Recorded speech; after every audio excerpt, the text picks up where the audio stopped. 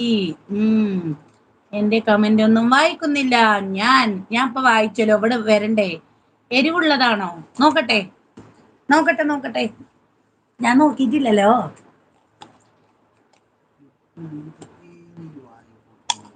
തോളൂരിന്റെ ചുട്ടരച്ച ചമ്മന്തി അടിപൊളിയാണ് സായിപ്പ.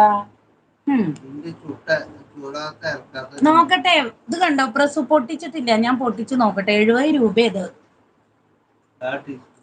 കണ്ടു. ഇതിന്റെ മണം കേൾക്കുമ്പോണ്ടല്ലോ എന്റെ സാറേ.